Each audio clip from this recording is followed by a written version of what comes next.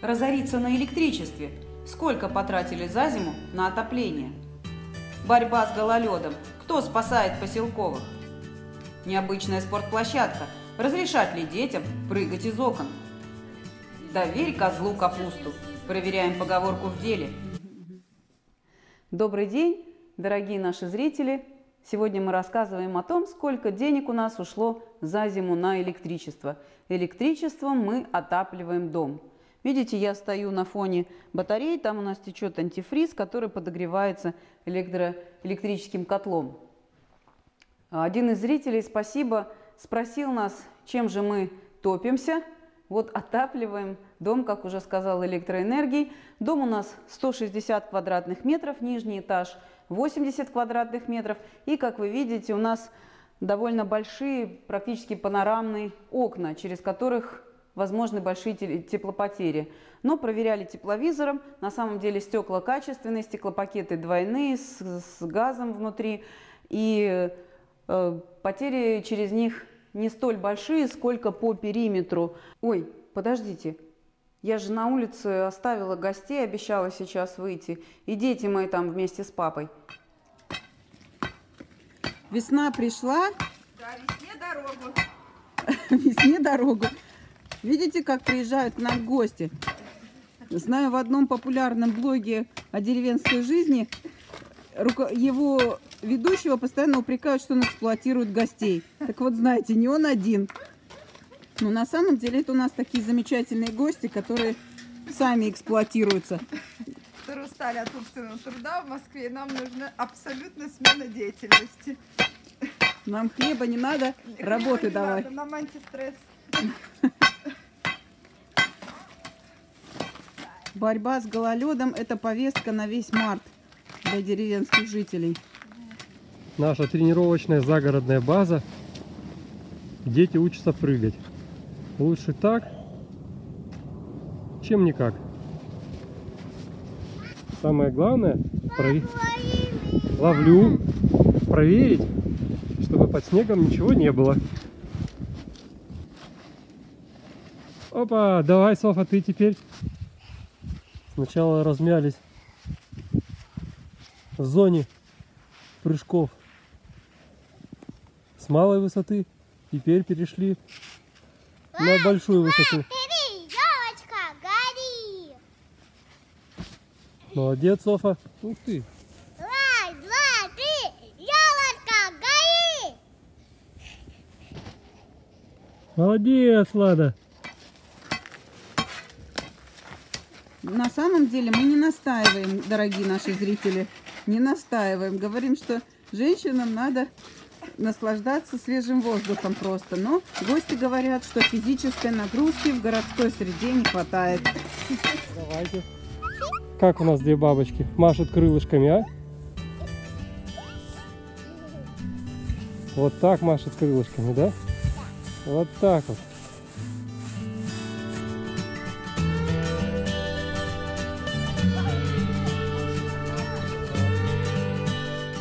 Только что вы видели нашу так называемую зимнюю тренировочную базу. Друзья, которые к нам приезжают, не принимают участие в подобных мероприятиях, детей своих не пускают. Говорят, нет, что вы, наши дети найдут еще себе такие приключения в жизни. Мы исходим из того, что есть такой американский нейрофизиолог Глен Доман. Мы, по сути, детей воспитываем, исходя из многих тезисов, которые он обозначил. Но самый главный – это так называемое формирование двигательного интеллекта. Глен Доман связывает понятие движения и развития мозга. Говорит, что все это очень тесно взаимосвязано. И даже сейчас найду. Чем больше с самого рождения малыша поощряют двигаться, тем быстрее идет формирование мозга. И тем более... Что это мы делаем, девочки? Печенье. Какое? Овсяное.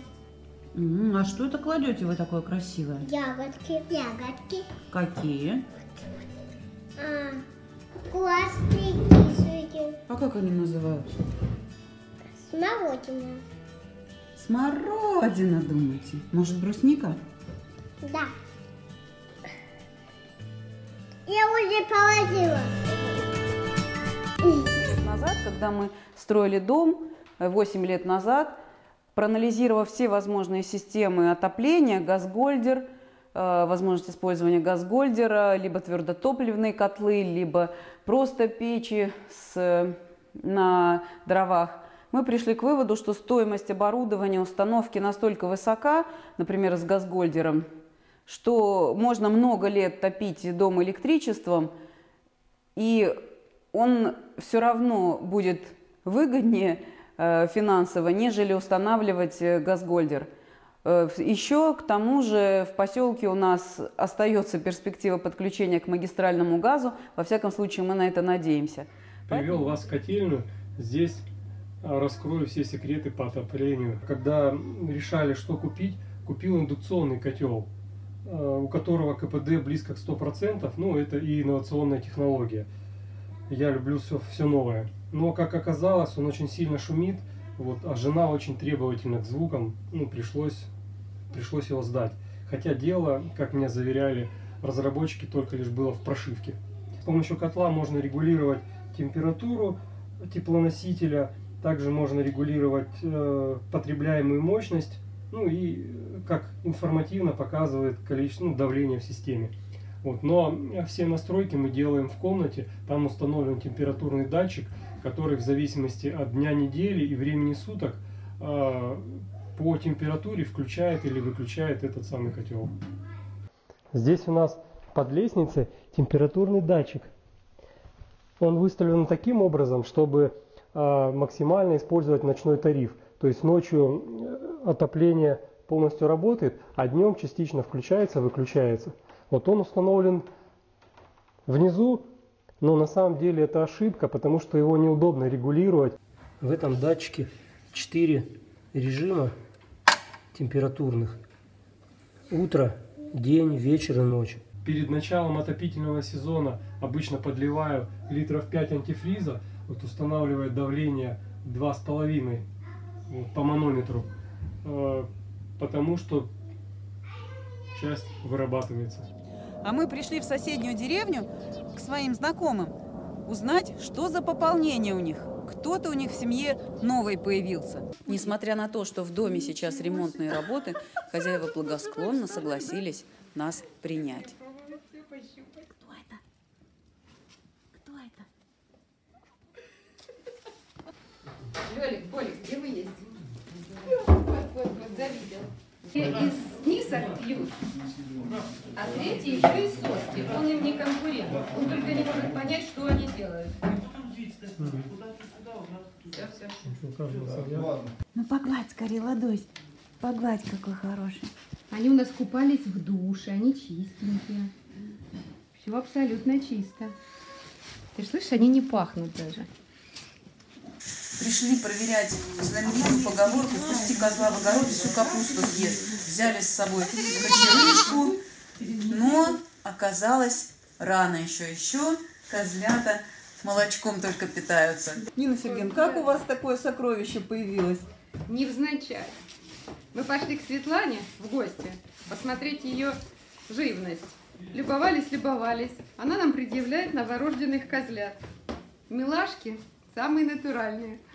И это умиление закончилось тем, что нам подарили 2 козлят. Мы обрадовались. Принесли, да. Они вот, когда маленькие, они же как детки, знаешь, сердце трогают. Они у нас там в бане, теплый пол душевой, они неделю жили. Мы их искупали, они в такой коробочке жили, все было хорошо. Потом они из этой коробки уже начали выскакивать. Сделали мы к тому времени вот этот ящик для них. Сюда перевели. Ну и, собственно говоря, вот оно действительно домашнее животное, особенно после того, как мы их искупали. Запаха от них нет. Писают и все свои дела они делают в этом ящике. Подрастут, что мы будем дальше делать, еще не представляю. Вот пришли они в нашу семью, знаете, как вот говорят, Бог дал детей. Так и нам этих козлят. Раз в неделю. Ну вот, наконец, дошло дело и до цифр. Сколько же мы потратили за зиму за электричество? Сентябрь 2800 рублей, октябрь 4600 рублей, ноябрь 10300, декабрь 16300, январь 15300, февраль 11300. 500 рублей. Март еще не закончился. Еще хотелось рассказать о том, что мы довольны своим решением отапливаться с помощью электроэнергии, но обязательно нужен резервный генератор на случай отключений. У нас они не столь чисты, но тем не менее бывают ситуации, когда электроэнергия нужна. Критическая ситуация была лишь однажды за 6 лет проживания в этом доме. Случилось это несколько лет назад, в ноябре, когда какие-то катаклизмы природные были, обледенения, везде падали деревья на провода, и все Подмосковье было отключено фактически неделю. Так вот, за неделю температура в доме у нас понизилась примерно до 15 градусов. Это при том, что мы внутри поддерживали температуру с помощью газового обогревателя. Газовый баллон, который встроен в обогреватель. Очень, кстати, недорогая вещь, удобная, на колесиках, можно его выкатить в любое помещение, но минус такой, что очень пахнет газом. Поэтому лучше все-таки генератор где-нибудь снаружи, он может вас выручить в тяжелой ситуации. Надеюсь, что у вас подобных ситуаций не случится.